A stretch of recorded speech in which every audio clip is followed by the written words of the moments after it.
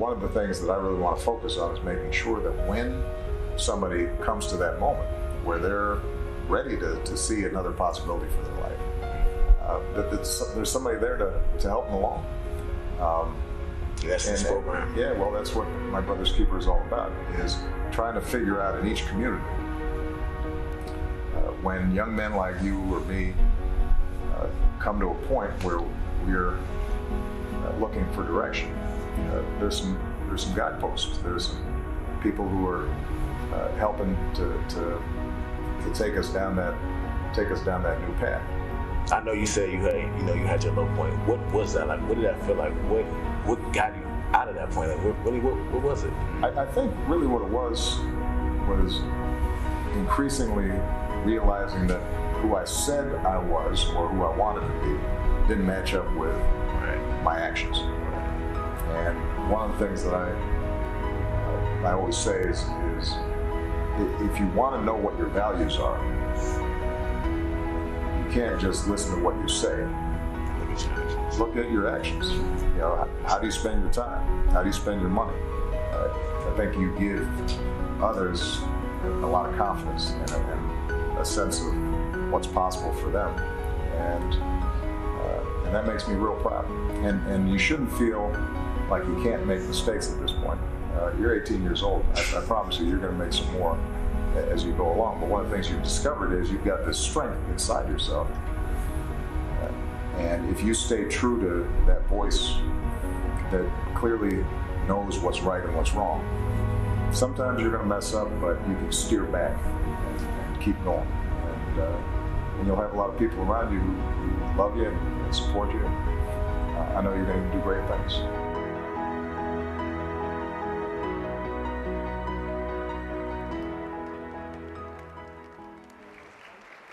Okay.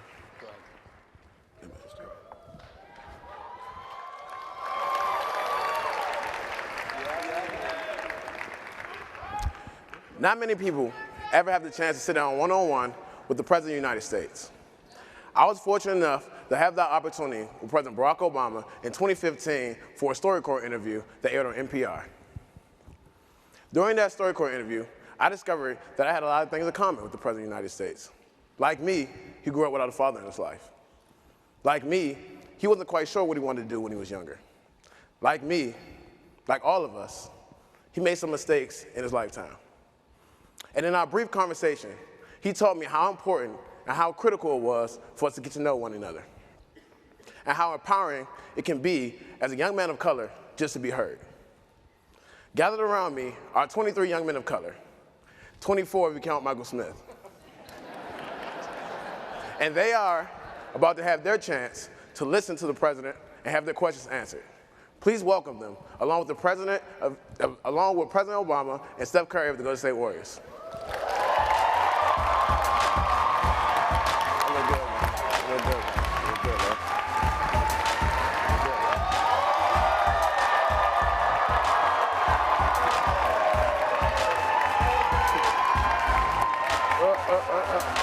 President? What's going on, though? How are you? I'm glad.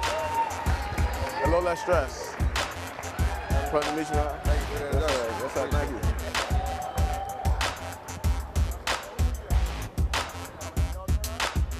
I almost said the President of the United States. Ooh.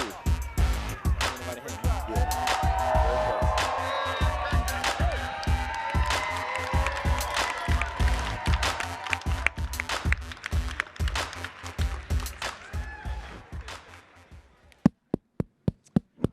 Hello, everybody.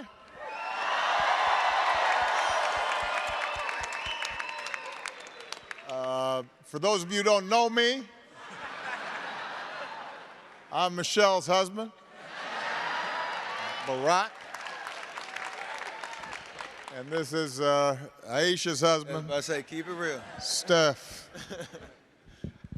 How's everybody doing today? Before we get started, I just want to say thank you to Oaktown, City of Oakland, for doing a great job hosting us here today.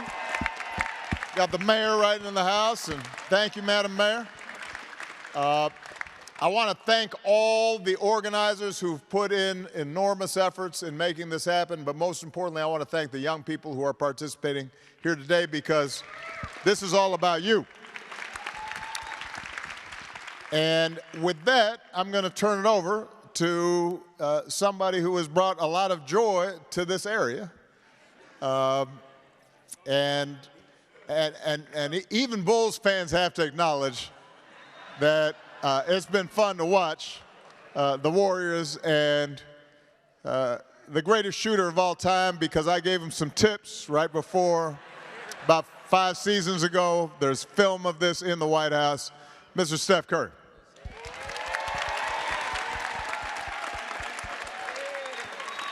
Thank you very much, President Obama. This is a very, very humbling experience to be in front of you guys in Oakland, where my true story really has started. And in the last 10 years I've been here, really proud to represent Oakland, represent my team, and taking us to new heights. So to be here in this city, it only feels right. To be able to host you and the entire MBK program, it means a lot. So I think I want to start. We obviously know why we're all here and celebrating what MBK means and what it has done and the future plans. But I want to kind of take it back to where the initial seed was planted. What was your initial motivation behind the initiative? And really, I guess, what has changed from the start to, post-presidency and the plans that you guys have been trying to initiate for sure? Well, from the moment that I was elected president, I was constantly thinking about how do we make sure that everybody in this country has opportunity and every child is valued. And although this is the greatest country on earth and there are still people who are able to rise despite disadvantages, the fact of the matter is that there are a lot of neighborhoods that are still left behind. There are a lot of young people who sadly don't have the resources, don't have the support, don't have the attention that other communities have. And so we were working on a whole range of issues, from education to health care, you name it. But when Trayvon Martin was killed while I was in office, and some of you remember, although actually some of you are so young you may not, I was asked to speak on the issue, and as somebody who is the head of federal law enforcement, I could not comment on the particulars of the case, but what I could say was that Trayvon could have been my son. And the fact that not just Trayvon, but every single day there were young men of color who were being shot and killed, that every single day there were young men who were dropping out of school. Every single day there were too many who were more likely to end up in prison than in college, required us as a society to wake up and to find ways in which we could come together and say to all of our young people, but particularly young men of color who, on a whole bunch of indicators, were having a more difficult time in this society for a whole range of historical reasons, we had to be able to say to them, you matter. We care about you, we believe in you, and we are going to make sure that you have the opportunities and chances to move forward just like everybody else. And so it's out of that we decided to set up My Brother's Keeper. And the idea was that the government had a role to play in making sure that policies were put in place that weren't systematically disadvantaging young men of color. For example, statistically, it was shown that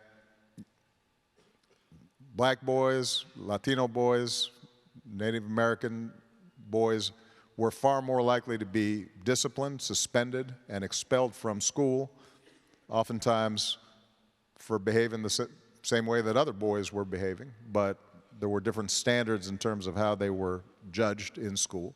So, for example, the Department of Education, we created different guidelines that said, here's how you should think about discipline, because these are not disposable young people. These are our future, and we've got to make sure we're investing in them.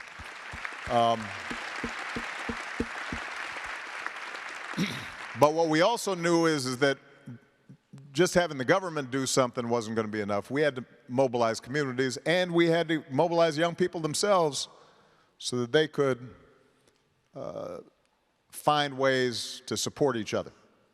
And we put out a challenge around the country, and we had over 200 communities, from big cities to small towns to Native American reservations, who took up that challenge and said, we're going to try to set up programs that support our young men, give them opportunities, provide them mentoring, provide them apprenticeships, provide them job training, focus on making sure that if they're not going to a four-year college, that they've got some sort of technical program that they can get into. And we could not be prouder of all the communities around the country that took up the baton and initiated programs that have made a difference in the lives of hundreds of thousands, if not millions, of young men over the last several years. Now, I lost my job because that's the way it works, you know, you get retired.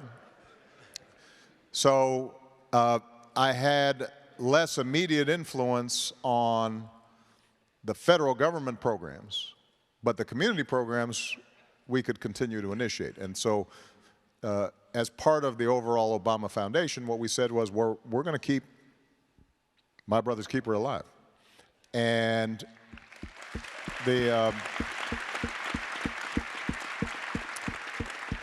and thanks to the outstanding work that was being done in local communities, and some of the key leaders from across the country are gathered here today, that spirit of investing in boys and young men of color has continued and thrived, so that, for example, an organization in Chicago that I sat down in a circle with some young men in a high school, Hyde Park High School, right across from where we're building our library, a program called BAM, Becoming a Man, outstanding program. Started off with 400 young leaders involved. Now they've got 7,000. They just started a new chapter in Boston. And, you know, you have communities like Yonkers that are initiating, Yonkers in the house, that are initiating outstanding violence prevention programs. The same is taking place in San Juan, Puerto Rico, where you've already seen success in drastically reducing violence, increasing school attendance. And so it's really communities themselves that are mobilizing. And the purpose of this summit was, number one, to say 5 years after this started, we're not going anywhere. We're still going to continue to make progress across the country. Number two, we wanted to make sure to lift up those organizations that are successful and bring them together so they can learn from each other, figure out what are the best ways to intervene and support and provide a voice to young men in our communities. And number three, and most importantly, give us an opportunity to see outstanding young men all across the country that are not reported on enough, who are doing positive work, who are leaders in their communities, who are succeeding in school, who are supporting their brothers, who are being respectful to their sisters, who are the kinds of young men that are going to be leaders of this country in the future. And that story is not told often enough. And the young men who are sitting on this stage and who are in the audience, they represent that kind of excellence, and for us to be able to bring them together so that they can learn from each other, support each other, and ultimately lead together, that's the thing that's most important to us. One of the most exciting things I heard since I showed up today was when we did our PSA about 4 years ago, where you taught me how to keep my elbow in. Exactly. Yeah, he was. Helped me. He was kind of I was kind of chicken winging. a little bit, and it wasn't working. So you helped me with my resume. that's exactly right. All that kind of good stuff. Right. Obviously, I had the best mentor in that regard. But in terms of from that PSA, the action and the following that we've been able to accumulate in a short amount of time, 50,000 new mentors. Yeah, have signed up since. Outstanding. PSA. So talking about the acknowledgement and the understanding of the impact we can all have in terms of what our expertises are, our perspective on the world, and mobilizing in our communities. The action has been followed, and it's all because of the idea that you had at the beginning. Well, it helped that you were in the PSA. Let's face it, nobody wanted to see my jump shot. But it does raise this question, Steph, and I know there are other folks who were here. Richard Sherman was by, and obviously John is an amazing musician. One of the challenges I think that we all face is how do we support young men who oftentimes don't have fathers now, or don't have a relationship with their fathers. I was one of those young people. I didn't know my father very well. I met him once, and that was it. And I know that you've spoken about how important your father was in your life. I thought it'd be useful for you to reflect on, now that you are a father yourself, but you also have friends who maybe didn't have that presence in their lives the way Dell was a presence in your life. How does that make you think about the need to mentor and support young men who maybe don't have that role model right in front of them, and who's providing the support and focus that your father was able to give you? I was definitely a fortunate upbringing where my dad, he played 16 years in the NBA, and everybody asked me, like, what's the biggest advice that he gave you? What's the thing he said that really shaped your perspective on the world and kind of gave you the confidence to go out and be the person that I am today? There wasn't one thing he specifically said. It was the consistent presence that he had and how he carried himself, and me being able to just witness that on a daily basis that gave me a moral compass, to be honest, about how I should carry myself, no matter what my passion was in life. It obviously ended up being basketball, but how I carried myself in the classroom, how I carried myself at home, how I treated people, whether they could do anything for me or not. The way that he carried himself on the daily, my eyeballs were just locked in. And to your point around some kids that and young men that don't have that presence, it has awakened me to a responsibility that we have with the platforms that we have, and the sense of visibility that I have, that how I carry myself, how I speak, and what I'm educated on, my willingness to try to meet people where they are, can make a huge difference, whether it's 5 seconds, 10 minutes, multiple run-ins. We all have an opportunity to use that platform, that visibility, to shape somebody's perspective, and that one moment can be a difference maker for a lifetime. And so for me, it's and I know I can speak for a lot of my teammates and people in our league as well. The social responsibility we feel to take a stand for things that we believe in, look out for the next generation. I could speak on how all of my teammates are using the resource they have, to impact their communities, whether it's here in Oakland, where they're from. There's a movement, and there's a collective awareness and responsibility that I think we're all buying into and tapping into and taking responsibility for, and we understand how impactful it can be.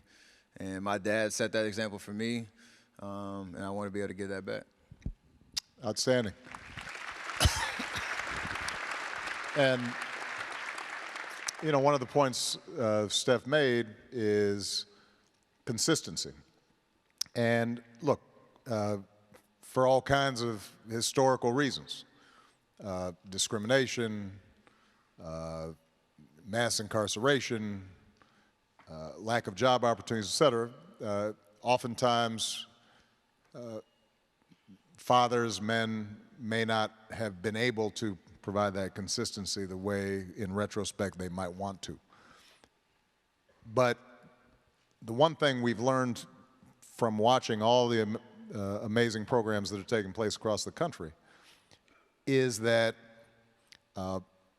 we can all be surrogate fathers. We can all be big brothers. It turns out that if you just give somebody some attention and say, you know what, you matter. How are you doing?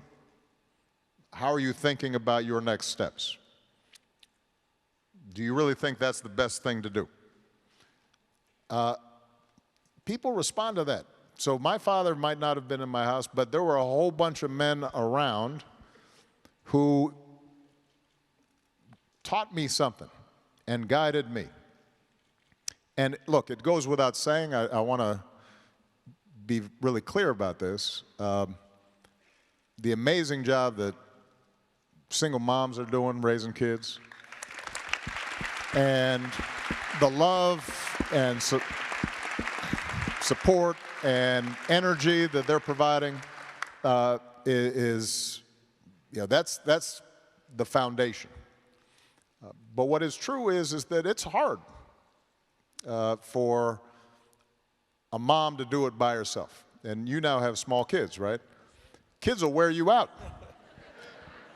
And if you're just by yourself and you don't have a support system where you're able to say, man, I'm tired of this knucklehead. Here, you take him for a while. And that can you know, if somebody's working, somebody else might be you know, able to cover for the other parent. It's difficult for somebody by themselves to do all of what's required. And that's why I think the kinds of mentoring programs and initiatives that we've been seeing through My Brother's Keepers end up being so important. And you're right. If we can get 50,000 more mentors, that means we can get 100,000 more mentors, because I guarantee you there's still more young men out there who could use an adult in their lives who are just paying attention and there consistently for them. And it doesn't take a lot of work, but it does require that you actually care. And a point you just made, these kids up here on the stage, because in the audience, all around this community, and this country, and in the world, really, they matter. So we want to turn it over to these kids to hopefully see what kind of questions they have on their minds, and we can hopefully give them a little bit of information. I say myself, you really want to hear what this guy has to say, but I'll chime in every once in a while. But Michael, we got a kind of a list of how we want to go about it. Yep, Mr. President Steph, we've got a couple dozen young men from all over the country representing My Brother's Keeper programs, working on everything from youth violence prevention to mentoring to changing policy, our future. And so we've got a few questions that we'll get to. Our first question is from Raul, from both of you, for both of you, who wants to talk a little bit about growing up. Hello. My name is Raul Chavira. I'm from Albuquerque, New Mexico, and I go to school at Native American Community Academy. My question for you is kind of a two-part question. It's like, what were some of the struggles that you went through as a kid, and how did you get through it without the MBK Alliance? Well, Steph, why don't you talk a little bit about some of your struggles with your ankles, man? That's a sensitive subject. I mean, oh, man. You know, it worked out, so he can talk about it now, because he won 2 MVPs after that. That's pretty good. I got no comeback for that one. Yeah, I just have to wear these big bionic braces now. So I had to overcome my ankles with these braces. No, I think my major struggle was the self-confidence, to be honest with you. Growing up with a passion to play basketball and people thinking that my future was kind of destined based on what my dad did, that wasn't the case for me. My journey was entirely different. And just in life in general, self-confidence was something that wasn't always natural for me.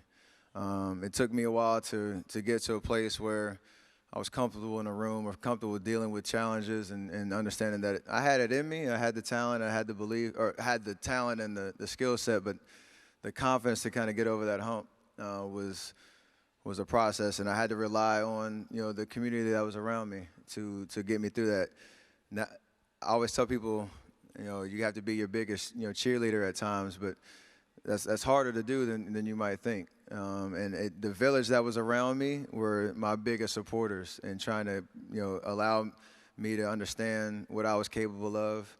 To not back down from any challenge. I understand that I was put on this earth for a reason, and I was and whatever that was going to manifest itself with my attention to detail, my work ethic, and things like that. But it was a constant struggle. So the swagger and the confidence you see on the court right now, it wasn't always there. It took me a minute to get there, but I had to continue to grind. And so wherever you are in that process, just keep fighting. Yeah.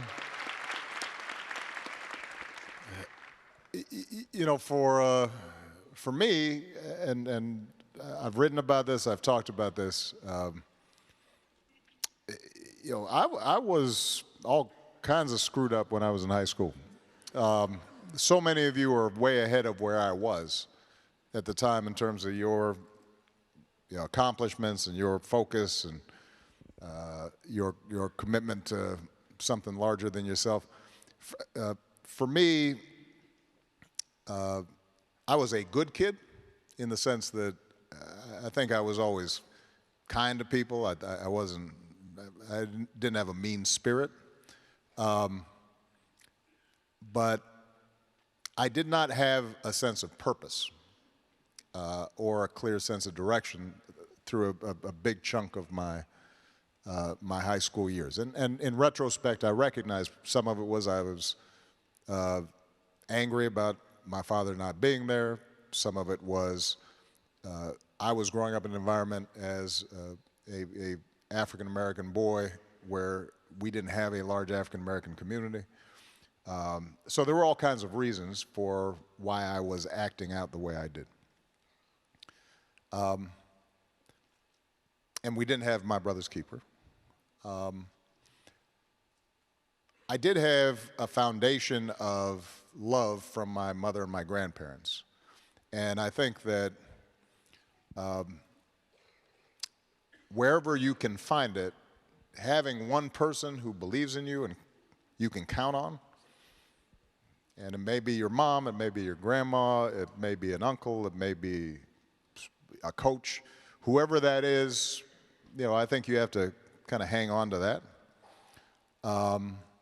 What Steph just described of people who believe in you, you may not always find it exactly the way you would want it, but somebody out there is believing in you, and you got to listen to them and bring them into your life. But the second thing, for me at least, that ended up being the most important thing was when I stopped thinking about myself and I started thinking about how can I be useful to other people. And I think that I did not grow up and become the person I am until I was less focused on me and I was more focused on how could I be useful? Who could I help? Because the amazing thing is when you help somebody, when you're a positive influence on somebody, when you're working hard on behalf of somebody, and you see that impact, that gives you confidence. You say, oh, I actually was useful to that person. They actually feel better because of what I did. Or over time, as I developed my career, that person's got health care that didn't have it. That makes me feel good. That that child is able to go to college, and they couldn't afford it before. You know, and I think we live in a culture where a lot of times our worth is measured by how much money we have and how famous we are. And I will tell you that at the end of the day, the thing that will give you confidence is not that, because I know a lot of rich people who are all messed up. And I know a lot of famous people who are all messed up. We both do. And the thing that actually you will find as you get older that you come to respect the most are people whose confidence is grounded in the fact that they do the work, they do their jobs well, they look after people who are counting on them, they are providing a positive impact in their communities. And you get that, and that will carry you a very long way.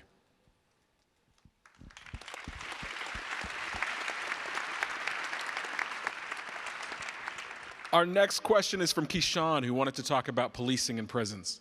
My name is Keyshawn White. Excuse me. My name is Keyshawn White. I'm from Fresno, California. I came here with Fresno Boys and Men of Color, and I feel as if it's too much money has been spent on policing and not enough money has been provided to people who are closer to the problem. How can we create a system that empowers the community members who are on the ground doing great work every day to reduce crime and actually have solutions and relationships needed to make long-term change and transformation?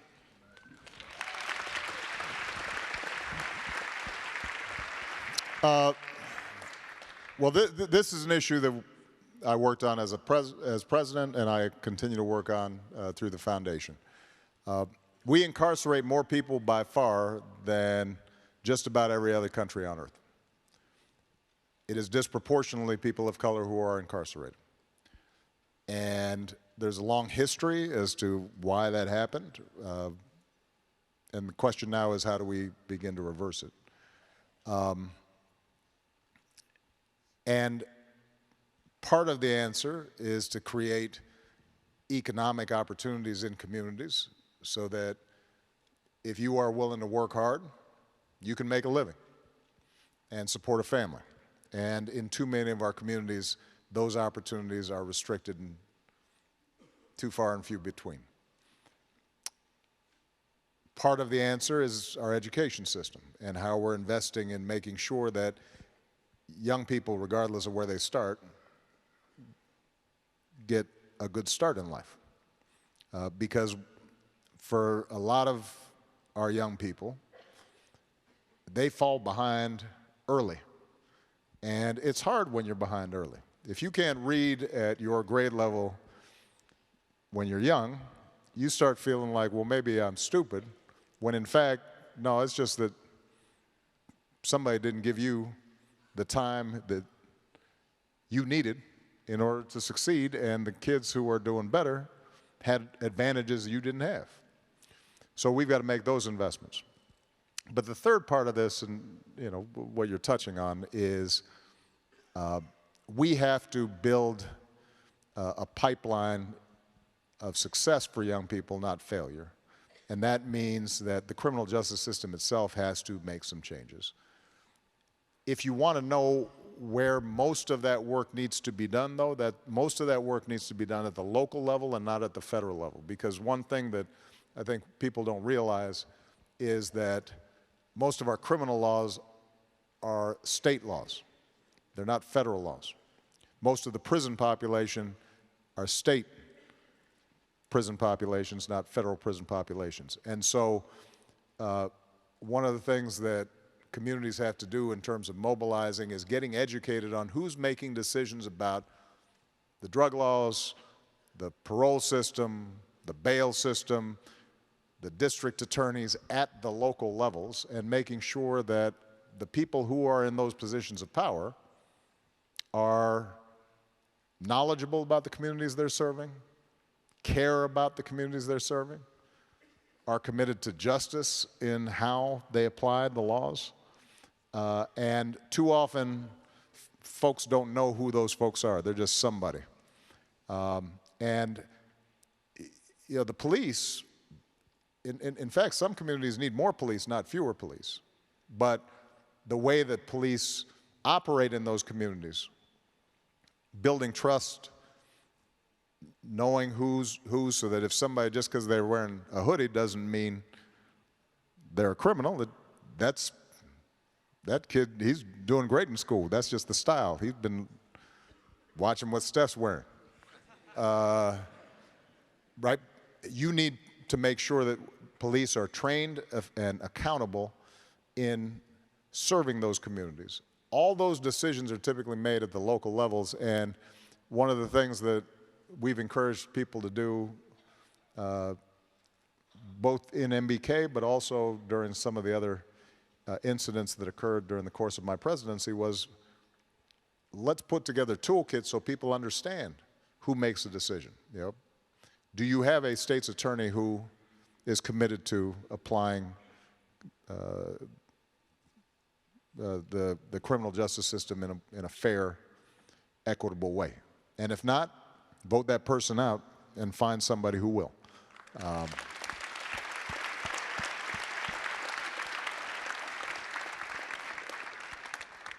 Mr. President, I think that one of the guides that people can find, it's the Task Force on 21st Century Policing that you started, and that guide and that toolkit is still out and available, and communities are continuing to make progress if people want to look that up.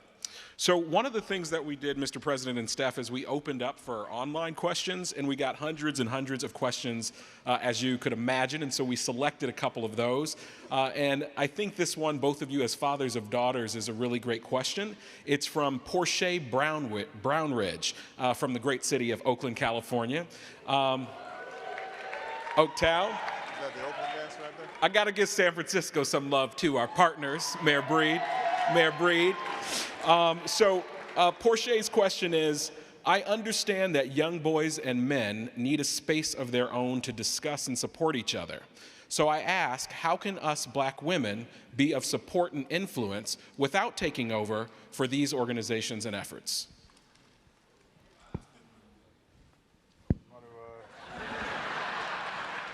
If you want, you good? I know, we're going to get in trouble now. They said, nah. I think acknowledging the fact that it historically has been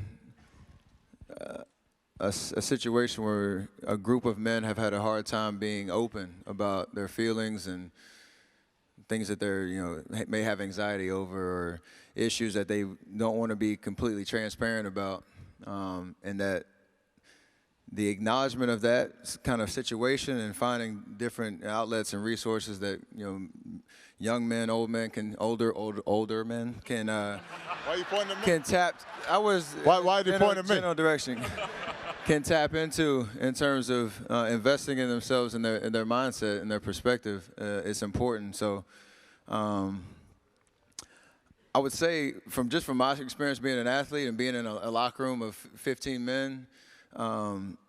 There are conversations that we may have about real things that we're going through that may be tough to articulate outside of that, but just the respect level of or the understanding that, those conversations we're bouncing ideas off of each other. We're just trying to figure out how we can better ourselves, individually and as a group, and that is a very powerful setting to be in. That's been my experience in the last 10 years, and I've learned so much from my fellow teammates, from different backgrounds, from different walks of life who've had different experiences, and we've really committed to opening up that space, and that's something that I've tapped into. So in terms of just respecting that environment, I may not be able to come home and say exactly what was all said, but that is something that is bettering me as a husband, as a father. And that will have ripple effects throughout the community as well, that anybody that kind of comes in contact with me. Obviously, that's one part of my life, and my family life and my relationship with my wife is another huge piece of it. But acknowledging the fact that hasn't always been, we haven't been able to find those type of connections and resources and those safe spaces for guys to be fully transparent about the things that they're going through. That's my best answer to it, for sure. That was an excellent answer. Yeah. Look, a couple of things that are worth pointing out. Number one is young women of color and young women generally need enormous amount of support too. They carry a double burden.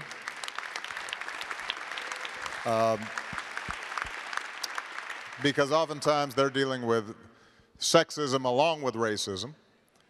And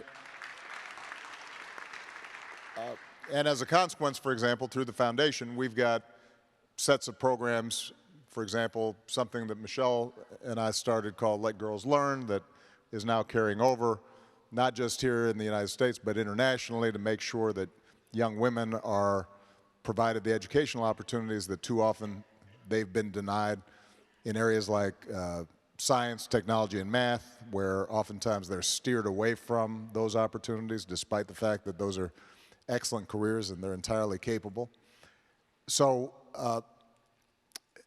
part of the reason that we set up My Brother's Keeper was not because girls have it easier, but frankly, it's what Steph said, which is a lot of young men in this society, particularly young men of color, have difficulty finding the space and the resources and support to deal with their issues.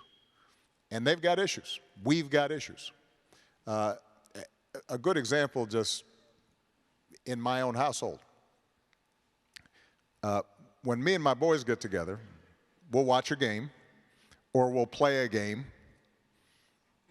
And sometimes we'll sit there for an hour and we won't say nothing, but we're watching the game. And then we'll go play a game. And afterwards, Michelle will ask, well, you know, like, how's Steph doing? I heard, he had this issue.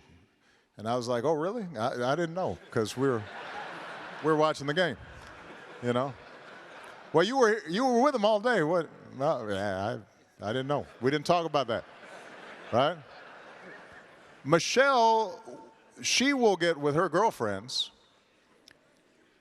and they'll show up at noon, and they'll be sitting there and they're talking.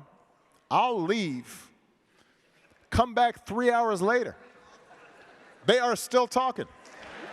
All they've been doing is talking the entire time about every piece of business they got, right? And, they've cried, they've oh, child, you should have seen, they've broken down every terrible thing that I did, and, but he's worth keeping anyway, even though he's not. So they've broken it all down. That's the difference. And it has to do with socialization, but what that does mean is I think that there is the ability to talk about vulnerabilities, challenges, doubts, lack of confidence, et cetera, in settings for women and girls that sometimes aren't available for men. Now, in terms of how I think young women and women generally can support young men, I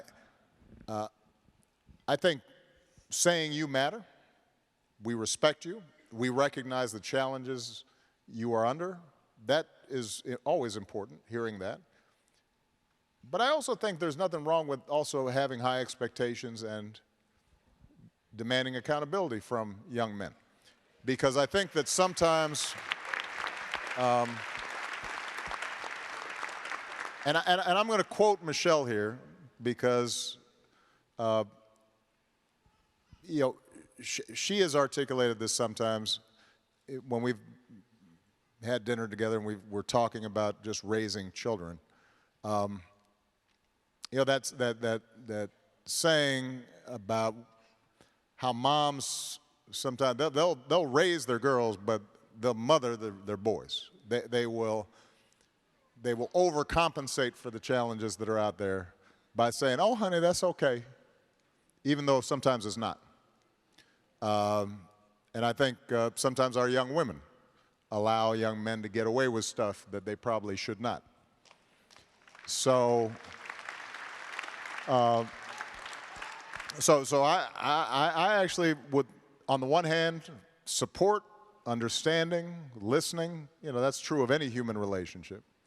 But also expectations about, as a young woman, how should you be treated by a guy who's you're going out with? And making sure that guys understand, no, that's not how I expect to be treated. I think that is also important because we tend to rise to the expectations that are set for us. If a young boy is taught early on, you know what, you are going to be kind to people, not bully people, that will have an impact. If you say you treat young women with respect, they are not objects. They are human with the same, you know, aspirations and desires, and are just as worthy of respect as you are. That has an impact. So you got to set that tone early in life.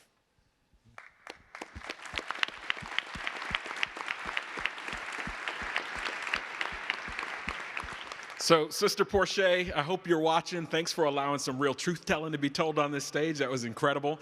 And check out Mrs. Obama's Global Girls Alliance. I actually share an office with the young woman who leads that program. So we're thinking about these at the Obama Foundation on both sides. So, Mr. President, you said you wanted to talk about hopes, dreams, and anything that was on the mind of our young men of color. So our next question is from Leo, and he wants to talk about music. Okay, Leo. Mr. President. How are you, Leo? I'm well, I'm well. Good, you look good. Welcome to the city, you know what I mean? Thank you, sir. So one thing that connected us is that I know that you love music. Love music. I watched an interview where you said that Kendrick's album was better than Drake's. Uh-oh. Well, why are you stirring stuff up now? I'm curious to know why, but more importantly, what role does music have on your life, and what role can music have when it comes to liberation, policy change, social change, and all those other items? Okay. What can music play when it comes to that? Are you a musician? I am a musician. I figure you are. Well, I'm going to have to listen to some of your tracks now. You know, Leo, I'm sure will have, you know, he can give me a little taste. You know, it's interesting when Raul, was it? When we were talking earlier and you were asking about what challenges I went through, I do think that especially when I was young, music was a empowering factor in my life. And learning to appreciate not only the stories that were told in music and how music could capture emotions that sometimes were difficult to express yourself, but also just seeing the skill and talent of musicians and seeing somebody like John Legend, who was just here, who, let me just say about John, you know, there's some musicians, they've got to have a studio and, you know, all kinds of producer. John can sit down at a piano or even if there's no piano, and it just suddenly sounds, it's tight, it's magic. And so appreciating the discipline, work, skill that was brought to bear in music, even though I was not a skilled musician myself, that taught me something about, you want to be good at something, this is what you got to do. You know, very few people are going to end up being NBA players. The odds of any individual young man, unless he looks like Zion Williamson, to be in the NBA are very, very, very low. The odds of that same young person being a doctor or a lawyer, much higher, or being a business person. The same is true to some degree with music, in the sense that to be excellent, in some ways, it's harder to be a great musician than it is to be, you know, other occupations that don't require such talent. But when I watched musicians, the same way I watched great athletes, what I always kept in mind as I was growing up was, man, they put in a lot of hours. They put in a lot of time. And even though I did not have those talents, I could apply that in my life, and that was important. And then music just brings joy, and joy is important. One of the things I love to do in the White House, we would have these music series where they're still on. You can pull them up on YouTube. And we used to have everybody from Stevie Wonder to Prince to Beyonce to you name it, and it was a pretty good deal. It was almost like your own private concert. Very small stage, just a few seats. But they used to rehearse the day before. And they rehearsed in the East Room right below where my office was, where I was doing work, and I'd suddenly hear, the bass is coming through the floor. And sometimes I'd go down the stairs and I would sit and watch their rehearsals.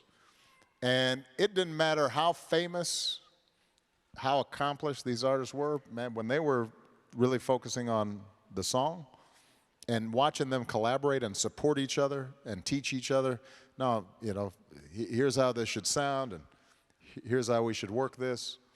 And the generosity that they showed each other, that also taught me something, because most great music is not done in isolation. Most great music is a collaboration. And learning how to apply those lessons in life, where you are great because there is a team that makes you great. And that's true in sports, it's true in music, it's true in life. But Steph, feel free to chime in on your views on Drake or Kendrick. I'm really tight with Drake, so. He's a Toronto guy, man. He's a Toronto guy. My wife is from Toronto. Oh, okay, I got you. So, yeah, you messed this family. That's family. But to all your point around, like, the strength in numbers mindset around how great things come to fruition, I'm an example of that, what we do on the court. And the joy that comes out of that is second to none. Because nothing great is done by yourself, like you said, and the memories that music has in terms of where you are in a certain time and place, you can hear a song and go right back to that moment. The same thing when I see a certain face, a teammate that I played with and we had a great moment. As soon as I see his face, I know, hey, that's what we're going to talk about. We're going to enjoy the great moments and the things that we learn going through that. There's a lot of synergies there that are very, very memorable and impactful in terms of our experience doing great things for sure. I also would love to hear your music too. I'd love to hear your music too, so let me know. Yes, sir. Okay. All right, Larry.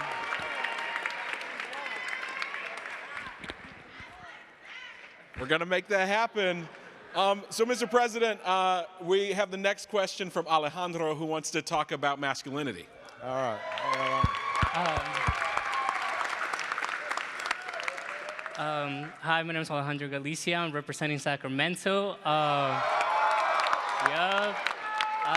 affiliated with the Center Sierra Health Foundation, and you both already kind of touched up on it, but from the time boys and men of color are born, we're given this this narrow definition of what it means to be a man, and how can we begin to change the narrative that is currently forcing us to follow a path that doesn't align with our identities, including our brothers are a part of the LGBTQ plus community. Good. That's a great question.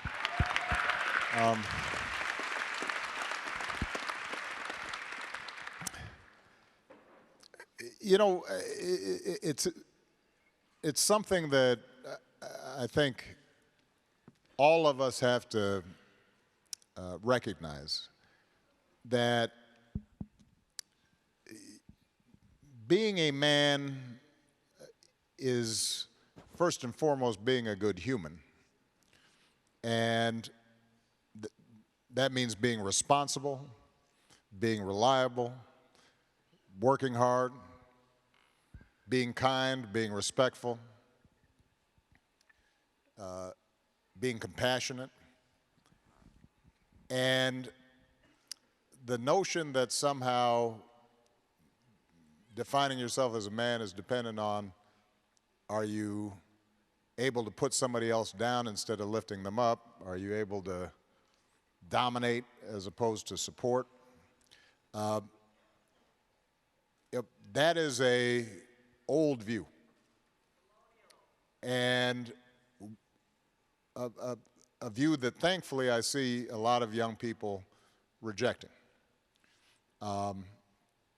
because each of us have gifts that express themselves in different ways, and some of us have gifts of art and music, and what we're really attuned to is people's feelings and sensitivities. And that's magic, and we need that.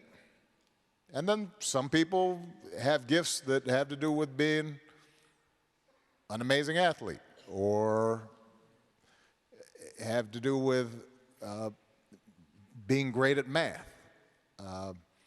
And what we want to do is create a space in which young men of color, and young men generally, don't have to feel as if, for me to be respected and admired in my community, I've got to act a certain way. A lot of the violence and pain that we suffer in our communities arises out of young men who nobody's said to them what it means to be respected. And so they're looking around and well, I guess being respected means I might shoot you, or I can make you back down, or I can disrespect you and there's nothing you can do about it.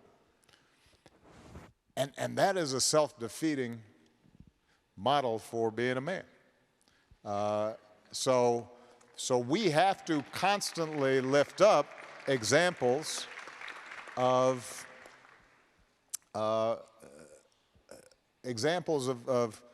successful men who don't take that approach. And that's hard to do in this society, because you were talking about music. Let's face it, a lot of hip hop and rap music is built around me showing how I got more money than you, I can disrespect you and you can't do nothing about it, I'm going to talk about you and punk you, and ironically, that actually shows the vulnerability that you feel. I mean, let me say this. Like, if you are really confident about your financial situation, you probably are not going to be wearing an 8-pound chain around your neck. Because you know, oh, I got bank, I don't have to show you how much I got. I feel good. If you are very confident about your sexuality, you don't have to have 8 women around you twerking.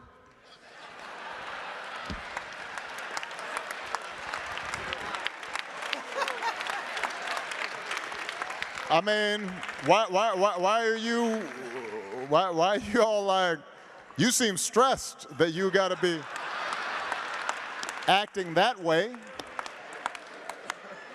Because I've got one woman who I'm very happy with, right? So, and she's a strong woman. So,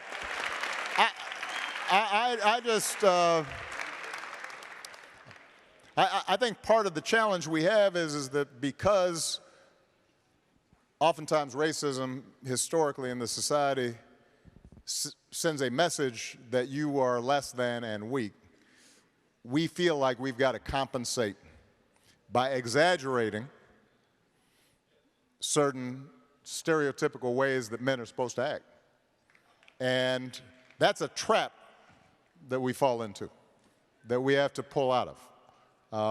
If you're confident about your strength, you don't need to show me by you putting somebody else down. Show me how strong you are that you can lift somebody else up and treat somebody well and be respectful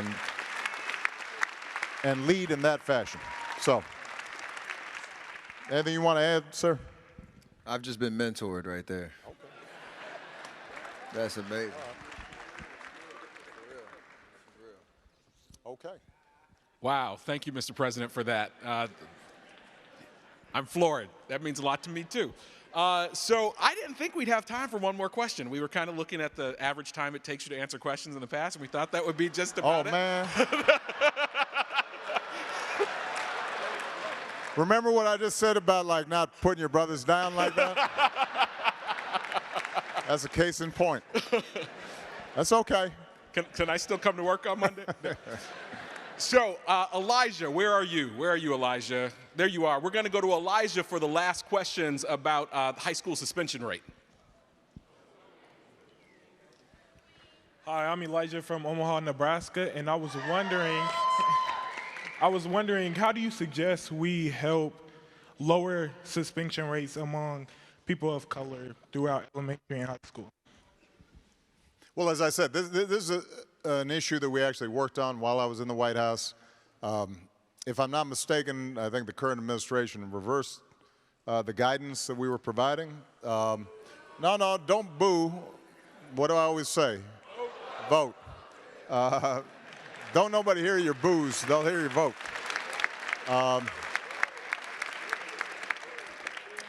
But that was just federal guidance. It was not requirements. So what that means is that it is still possible for school districts and school boards to make good evidence-based decisions about how to deal with school discipline.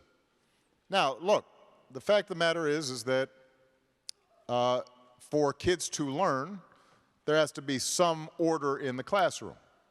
There are some kids who, because of what's going on at home, challenges they got, a lack of diagnosis around mental health issues or health issues generally, act out in class and are disruptive. And that's true. And you can't have a situation in which every other kid, suddenly they can't learn because somebody's just constantly acting out. What you can insist on is, number one, that the same criteria are used for black kids versus white kids.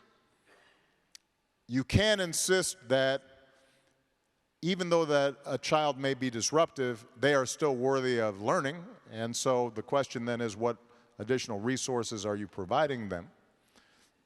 And so those policies are made typically at the local level, which is why it's so important for everybody who is here to pay attention to who makes decisions in your communities. And this is probably a good place to end because, look, I'm going to be working on these issues along with a host of other issues through the foundation for the remainder of my life. Michelle will be working on these similar issues.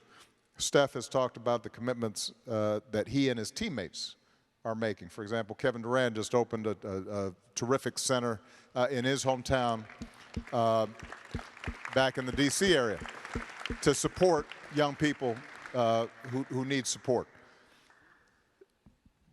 So we're all going to be doing our part, but the truth of the matter is that nothing changes if citizens, people living in communities aren't paying attention and aren't educating themselves about how are decisions made about a school board, how are decisions made about police oversight, how are decisions made about drug laws. And you can have a bunch of, politicians or celebrities talk all they want. But ultimately, what will actually bring about change is when all of you go back to your respective communities and activate and educate yourselves and then insist that whoever it is that's in charge of making those decisions is making them on behalf of communities for the right reasons in the right way. And if there aren't people who are doing that, as I said, they should be replaced. And if there's nobody to replace them, then you should step up and prepare yourself to replace them. So,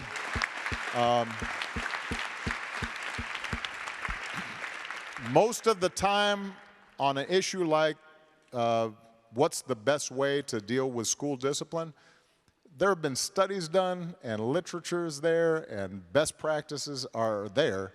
The problem is not that we don't know what is the right thing to do. The problem is that it's not being done. And that requires people mobilizing as citizens to make sure that they're bringing about the changes that are needed. All right, so it's ultimately on all of you. You saw, I think, 4 or 5 young men who I had met with 5 years ago, and they all talk good now. Back then, they were all kind of shy and uncertain, and now they're amazing young men and young leaders. And that's just in a short span of time. That's all of you. That's each and every one of you are on a different journey, and you're at a different phase. But you are the ones who are going to make a difference and make an impact. This is not going to be me. It's going to be you. And all we're doing here is providing a platform for you to meet each other, learn from each other, and as Steph talked about, get the confidence in your own voice and your own capabilities so that you can lead us into the future. Steph, anything you want to add? Closing up? I mean, I hope y'all learned as much as I did today. And I appreciate the opportunity to be here with you, President Obama, with you young men. Continued success with all your goals and aspirations in life. For everybody who is a part of the MBK program, continued success. It's an amazing platform, like President said, and I'm happy to support any way that I can. And yeah, just great to be here in Oakland again. This is it's a place that has a lot of history in terms of being producing change makers, and we want to keep that going as well. So thank you very much. Thank you, everybody. God bless you.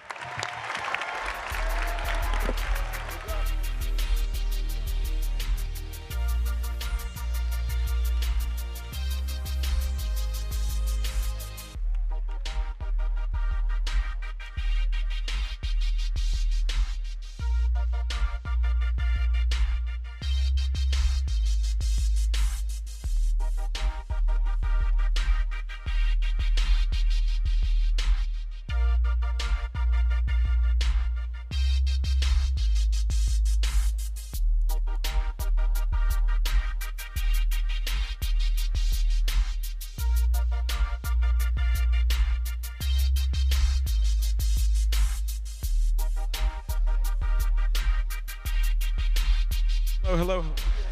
We're not done. We're not done. We're not done. You can take your seats. President Obama and Steph are going to say goodbye to these young men, but we still have a couple more things to go. So stay in your seats.